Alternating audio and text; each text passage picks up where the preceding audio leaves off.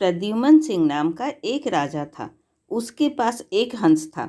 राजा उसे मोती चुगाया करता और बहुत लाड़ प्यार से उसका पालन किया करता। वह हंस नित्य प्रति सायंकाल राजा के महल से उड़कर कभी किसी दिशा में और कभी किसी दिशा में थोड़ा चक्कर काट आया करता। एक दिन वह हंस उड़ता हुआ दीवान जी की छत पर जा बैठा। उनकी पुत्र वधू गर्भवती थी। उसने सुन रखा था कि गर्भावस्था में यदि किसी स्त्री को हंस का मांस खाने को मिल जाए तो उसकी होने वाली संतान अत्यंत मेधावी, तेजस्वी और भाग्यशाली होती है। अनायास ही छत पर हंस आया देखकर उसके मुंह में पानी भर आया। उसने हंस को पकड़ लिया और रसोई घर में ले जाकर उसे पकाकर खा गई। इस बात का पता ना उसने अपनी सास को लगने दिया, ना ससुर को, और ना ही पति को, क्योंकि उसे भय था कि अगर राजा को इस बात का सुराग लग गया तो बड़ा अनिष्ट हो जाएगा।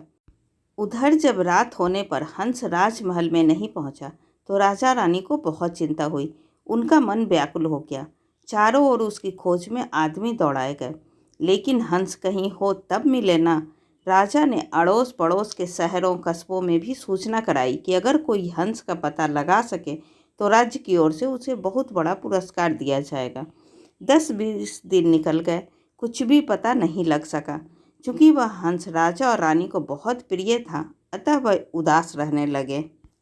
एक दिन एक कुटनी राजा के पास आई और बोली कि वह हंस का पता लगा सकती है, लेकिन उसे थोड़ा सा समय चाहिए। राजा ने कहा, मेरे राज्य के पंडित, ज्योतिषी, हाकिम हुकाम और मेरे इतने सारे गुप्तचरों में कोई भी पता नहीं लगा सका, तुम कैसे पता लगा सकोगी? कुटनी ने कहा, मुझे अपनी योग्यता पर विश्वास है।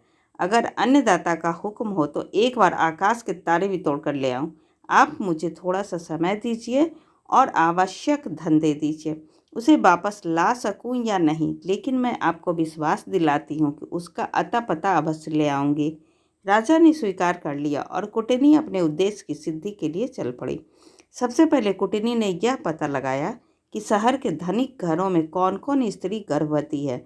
उसे पता था कि गर्भावस्था में किसी स्त्री को यदि हंस का मांस मिल जाए तो वह बिना खाए नहीं रहेगी।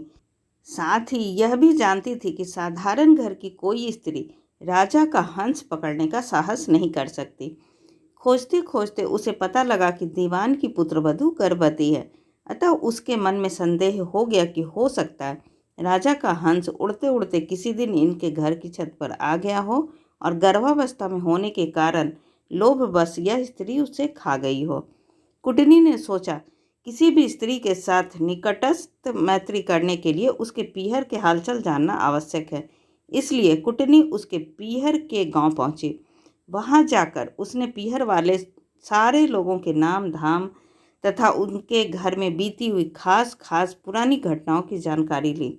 उसे पता लगा कि दीवान जी की पुत्र वधू की बुआ छोटी उम्र में ही किसी साधु के साथ चली गई थी और आज तक लौटकर नहीं आई है। उसने सोचा, अब दीवान जी के घर जाकर उनकी पुत्र वधू की बुआ बनकर भेद लेने का अच्छा अस्त्र अपने हाथ आ गया। वह दीवान जी के घर गई। उनकी पुत्र वधू के साथ बहुत स्नेह ममत्व की बात करने लगी और बोली, बेटी, मैं तेरी बुआ हूँ। हम दोनों आज पहली बार मिली हैं। तुम जानती ही हो कि मैं तो बहुत पहले घर छोड़कर एक साधु के साथ चली गई थी। हाल ही में मैं घर लौटकर आई और भाई से मिली तो उसने बताया कि तुम यहाँ ब्याही गई हो और तुम्हारे ससुर राज्य के दीवान हैं।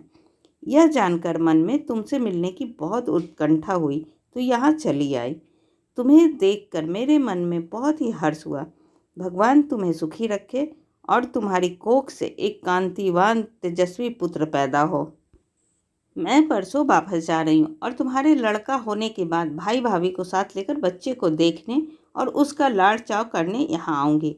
दीवान की पुत्र वधू ने अपने भोलेपन के कारण उसकी बातों का विश्वास कर लिया और बोली, बुआ जी आप आई हैं तो 10-20 दिन तो यहाँ रहिए। जाने की इतनी जल्दी भी क्या पड़ी है। बुआ बनी हुई कुटनी को और क्या चाहिए था। उसने वहाँ रहना स्वीकार कर लिया। थोड़े ही दिनों में बुआ भतीजी खूब हिल मिल गई। एक दिन बातों ही बातों में बुआ जी ने कहा, बेटी, गर्भावस्था में किसी स्त्री को अगर हंस का मांस खाने को मिल जाए तो बहुत अच्छा परिणाम निकलता है। उसके प्रभाव से होने वाली संतान बहुत ही तेजस्वी और कांतिवान होती है। किंतु हंस तो मानसरोवर छोड़कर और कहीं होते नहीं, इसलिए यह काम पार पड़े तो कैसे पड़े। यह सुनकर उसने अपने हंस खाने की बात बुआ जी को सहज भाव से बता दी। सुनकर बुआ ने कहा, बेटी यह अचरज की बात है, तुम्हारे यहाँ राजा के पास हंस था। तुमने जो कुछ किया वह बहुत अच्छा किया, किंतु तुम्हें किसी के सामने इस घटना का जिक्र नहीं करना चाहिए।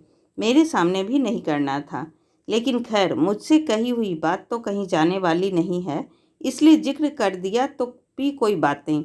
कुछ दिन और बीत गए, तब कुटनी ने कहा, बेटी अगर भगवान के सामने तुम हंस खाने की बात स्वीकार कर लो, तब हंस की हत्या का पाप तो सिर से उतर ही जाएगा, सुपरिणाम भी द्विगुणित हो जाएगा। मंदिर के पुजारी से कहकर मैं ऐसी व्यवस्था कर दूंगी कि जिस वक्त वहां तुम सारी घटना बताकर अपराध स्वीकार करो, उस वक्त पुजारी भी वहां नहीं रहे तथा और भी कोई ना रहे, हम दो ही रहेंगे। उसने ऐसा करना स्वीकार कर लिया। कुटनी लुक छिपकर राजा के पास पहुंची और बोली, आपसे वादा किया था उसके अनुसार हंस का अता पता लगा लाई हूँ। ऐसा कहकर उसने सारी घटना राजा को बताई। राजा ने कहा, इसका प्रमाण क्या है। वह बोली, फला दिन आप मंदिर में आ जाएं और हंस खाने वाली स्त्री की स्वीकारोक्ति स्वयं अपने कानों से सुन लें। राजा ने ऐसा करने की हाँ भर ली। नियत दिन समय से कुछ पहले पूर्व योजना के अनुसार कुटनी ने राजा को एक थोड़े ऊंचे स्थान पर रखे हुए एक बड़े से ढोल में छिपा दिया और बुआ भतीजी मंदिर पहुंचे। मंदिर का पट खुला था, पुजारी या और दूसरा कोई भी व्यक्ति वहां नहीं था। अब बुआ जी ने शुरू किया, हाँ तो बेटी क्या बात हुई थी उस दिन। दीवान की पुत्र वधू ने घटना आरंभ की। वह थोड़ी सी घटना ही कह पाई थी कि कुटनी ने सोचा, राजा ध्यानपूर्वक सुन तो रहा है ना, इसलिए वह ढोल की तरफ इशारा करके बोली, ढोल रे ढोल सुन रे बहू का बोल। उसका इतना कहना था कि भतीजी का माथा ठनका। उसे वहम हो गया कि हो न हो दाल में कुछ काला है, मालूम होता है मैं तो ठगी गई हूँ। वह चुप हो गई। बुआ बोली, हाँ तो बेटी आगे क्या हुआ। इस पर भतीजी बोली, उसके बाद तो बुआ जी मेरी आँख खुल गई, सपना टूट गया। ज्यों ही भतीजी की आँख खुली त्यों ही बुआ जी की आँखें भी खुली की खुली रह गई। उसके पाँव तो भतीजी से भी भारी हो गए और उसके लिए उठकर खड़े होना भी मुश्किल हो गया। ऐसी ही अच्छी और ज्ञानवर्धक कहानी सुनने के लिए प्लीज़ आप मेरे चैनल को सब्सक्राइब ज़रूर करें। तब तक के लिए बाय बाय।